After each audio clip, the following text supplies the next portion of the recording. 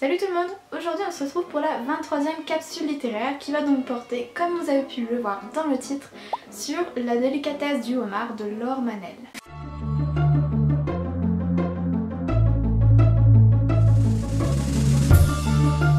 Ce roman, j'aurais plutôt tendance à le classer dans le genre de la romance et du livre un peu feel good. Et on va y suivre le personnage de François. François, c'est un homme d'une trentaine voire d'une quarantaine d'années qui gère un centre équestre.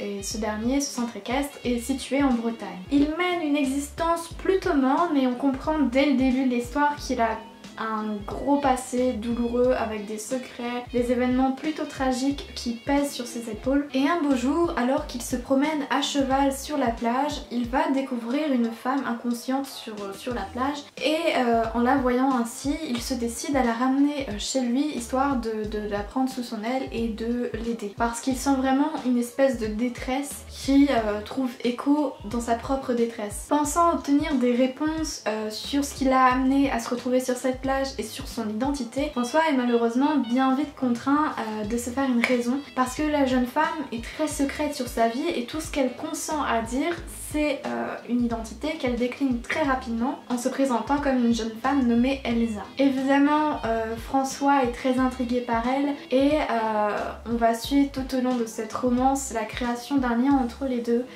parce que comme je le disais tous les deux ont un sacré passé et on va les suivre dans leur reconstruction, dans leur acceptation et dans la relation qui va se nouer entre ces deux êtres que la vie a entre guillemets malmenés. De manière générale ça a été une très bonne lecture.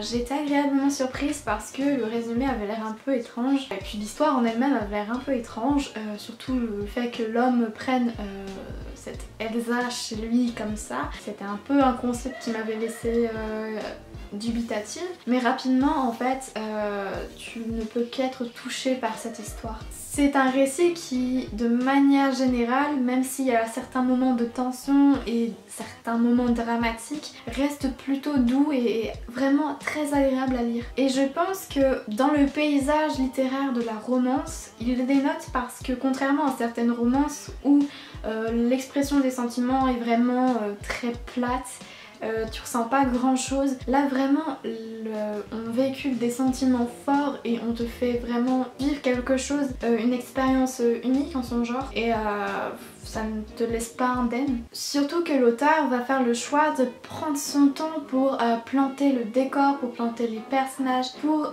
exprimer ce lien qui va se créer, pour développer les sentiments. C'est du coup plus agréable à lire et en même temps c'est très réaliste parce que du jour au lendemain tu vas pas devenir ami avec un parfait inconnu et tu vois ces deux êtres ballottés un peu par la vie qui vont prendre le temps de se connaître, qui vont prendre le temps de s'aider et de se soutenir mutuellement. Et du coup cette relation qui se construit elle est très touchante, elle est très émouvante parce que tu sens la fragilité des deux côtés et pour autant ils arrivent à se créer une force commune et c'est juste émouvant de fou. J'ai beaucoup aimé également c'est le réalisme des personnages.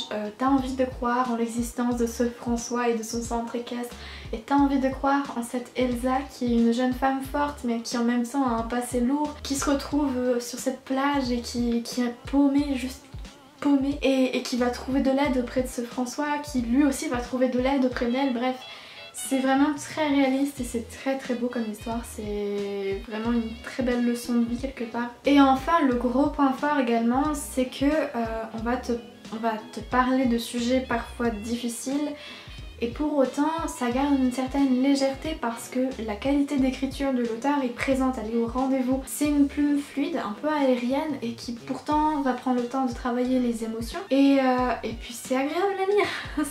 Ça se lit tellement rapidement, je l'ai lu je crois en 2 jours même pas et je pense que rien que pour ce que j'ai pu lire dans ce roman, je vais lire d'autres romans de cet auteur, surtout que j'ai vu qu'elle s'amusait à mettre des titres un peu loufoque, du coup ça a attisé ma curiosité. Je pense également que c'est un roman vraiment idéal pour les vacances parce que une romance pendant l'été c'est toujours pas mal. Et puis surtout que là c'est pas n'importe quelle romance non plus, c'est une romance qui est bien construite, qui est réaliste et qui est agréable, qui est douce, voilà donc je ne peux que vous le conseiller pour cet été et je ne peux que le conseiller également pour votre pile à lire si, admettons, Vous avez déjà trop de livres à embarquer pour les vacances. Je vais me stopper là parce que sinon comme d'habitude je vais parler trop longtemps de ce livre et mon montage va être très compliqué. Hein, je raconte pas le tri que je dois faire parfois. J'espère que la vidéo vous aura plu et que ça vous aura donné envie de lire ce livre, de découvrir les autres livres de cet auteur également. Et je vous dis à très bientôt pour de prochaines vidéos, voire à demain si vous suivez la série En temps et en heure. Et je vous fais de gros bisous.